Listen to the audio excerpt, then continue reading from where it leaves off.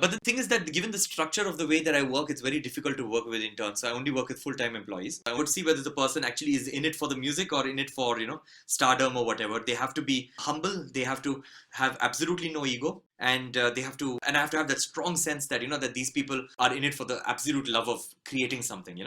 Second thing is that they have to have a very good control on technology. So, in fact, that the control on technology would actually be more important than talent right now. Yeah, because talent you can get through hard work.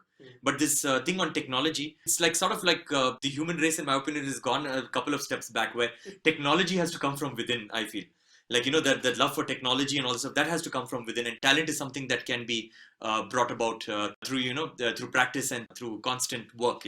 But this technology thing, if somebody's got a phobia of technology or somebody feels that, that technology is not the right thing for music or anything, somebody's got that feeling, then they just cannot be successful. So it's important for them to have that. It's important for them to love working on computers and love working on technology and things like that. So that is really important.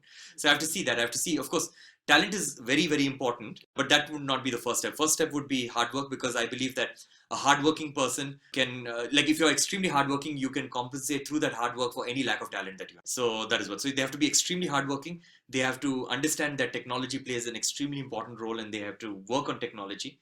And they have to be humble and all that stuff. But that comes with hardworking. If you're hardworking, you're automatically humble. And of course, you have to be talented. Yeah, because let's put it this way: like if I meet let's say a flute player, I would be far more comfortable working with a flute player or hiring a flute player who comes to my studio for an audition or whatever, carrying box of flutes and carrying a laptop bag. So yeah, so I work with youngsters in that way. So people who have just come out of a sound engineering course, I hire them. So and work with them. So I've had that. Like, for example, my current engineer and producer that I work with, who's working with me full time, he came to me as almost like an intern. This was about 11 years back.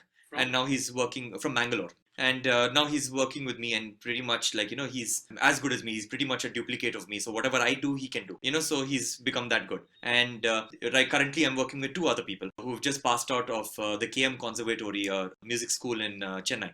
So they've passed out of there, and they're working with me full time right now. So that's what. One of them has been working with me for the last 3 months. Another one has been working with me for almost 3 months. So both of them 3 months. And I've had a very good experience with them. So I do work with youngsters, but they need to be working with me full time, because that's the only way that I can teach them, and I can hone their skills. And that's the only way that they can contribute to my music.